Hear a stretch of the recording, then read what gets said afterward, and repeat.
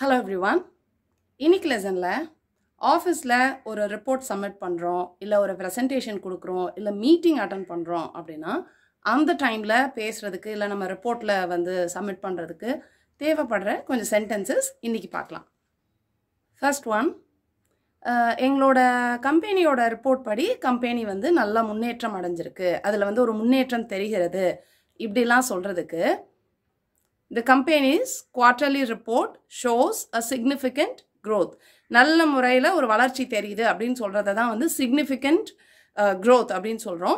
So கம்பெனியோட வளர்ச்சியை சொல்கிறதுக்கு நம்ம இந்த மாதிரியான வார்த்தைகள் யூஸ் பண்ணலாம். So the company's quarterly report, half yearly report, எந்த ரிப்போர்ட்டில் நமக்கு வந்து அப்பப்போ ரிப்போர்ட்டில் தான் அவங்க காமிப்பாங்க, அந்த growth எல்லாம் அந்த கிராஃபில் காமிப்பாங்க. ஸோ கிராஃபில் வந்து நமக்கு ஒரு வளர்ச்சி தெரியுது அப்படின்றத ஒரு ரிப்போர்ட்டாக சப்மிட் பண்ணுறோம் இல்லை நம்ம சொல்கிறோம் அப்படின்னா அதை வந்து சிக்னிஃபிகண்ட் க்ரோத் அப்படின்னு சொல்லிட்டு நல்ல முறையில் ஒரு வளர்ச்சி தெரியுதுன்றதை சிக்னிஃபிகண்ட் க்ரோத் அப்படின்ற வேர்ட் யூஸ் பண்ணலாம். So the companies quarterly report shows a significant growth. Next one, கம்பெனியில் இப்போ புதுசாக நடைமுறைப்படுத்தப்பட்டிருக்கிற ஒரு மார்க்கெட்டிங் பிளான், ஒரு மார்க்கெட்டிங் பண்ணுறதுக்கு நாங்கள் ஒரு புதுசான ஒரு வழிமுறையை வந்து கண்டுபிடிச்சிருக்கிறோம். ஸோ அந்த வழிமுறை வந்து நல்லபடியாக வேலை பார்க்குது, நல்லா ஒர்க் அவுட் ஆகுது அப்படின்னு நம்ம சொல்லுவோம்ல. ஸோ அந்த வழிமுறைன்றதை வந்து நம்ம ஸ்ட்ராட்டஜி அப்படின்னு சொல்லலாம். So the companies marketing strategy is working out.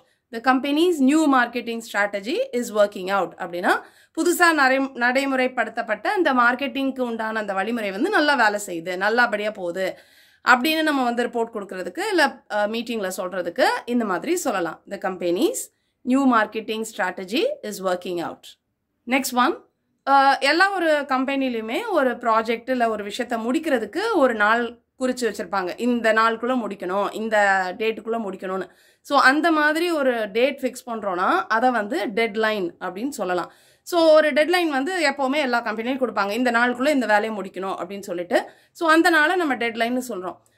Suppose முடிக்க முடியல அப்படின்னா அந்த டேட்டை வந்து மாற்றுவாங்க. சரி, ஓகே, இன்னும் ஒரு 1 வீக் எடுத்துக்கலாம், இன்னும் ஒரு 4-5 நாள் எடுக்கலாம்னு சொல்லிட்டு மறுபடியும் மாற்றி ஒரு டேட் கொடுப்பாங்க.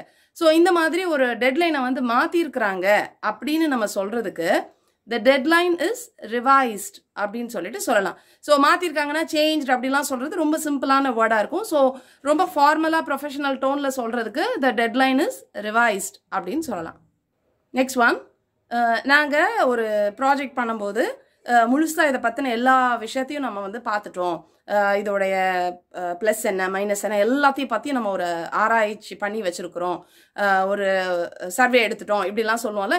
ஸோ அந்த மாதிரி ஒரு விஷயத்தை பற்றி முழுசாக நம்ம வந்து அதை பற்றின ஆராய்ச்சியெல்லாம் பண்ணி வச்சுருக்குறோம் அப்படின்னா நாங்கள் முழுசாக அதை பற்றி தெரிஞ்சு வச்சுருக்குறோம் அப்படின்னு சொல்லுவோம்ல. அந்த மாதிரி சொல்கிறத இங்கிலீஷில் we conducted a thorough analysis, we conducted a thorough analysis அப்படின்னு சொல்லலாம்.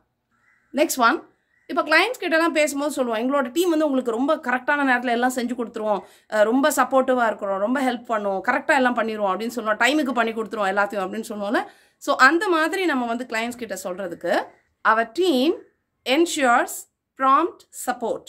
ஸோ ப்ராம்ப்ட் அப்படின்றது வந்து கரெக்டான நேரத்தில் செய்கிறது, நாங்கள் வந்து டிலே பண்ண மாட்டோம், ரொம்ப டைம் எடுத்துக்க மாட்டோம், கரெக்டாக செஞ்சுருவோம் அப்படின்றது தான் ப்ராம்ப்ட்னு சொல்கிறோம்.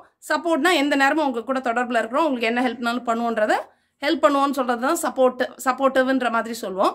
So we ensures a prompt support அப்படின்னா அவர் கம்பெனி இல்லை அவர் டீம் என்ஷூர்ஸ் ப்ராம்ப்ட் சப்போர்ட் அப்படின்னு சொல்லலாம். ஸோ இப்போ பார்த்த இந்த சென்டென்சஸ்லாம் ஆஃபீஸில் உங்களுக்கு இங்கிலீஷில் பேசுகிறதுக்கு ரொம்ப ஹெல்ப்ஃபுல்லாக இருக்கும்னு நினைக்கிறேன். இங்கிலீஷ் கற்றுக்கிற உங்கள் ஃப்ரெண்ட்ஸ் அண்ட் ஃபேமிலி மெம்பர்ஸ்க்கு இந்த வீடியோ மறக்காமல் ஷேர் பண்ணுங்கள். I'll meet you in the next lesson. Thank you. Bye.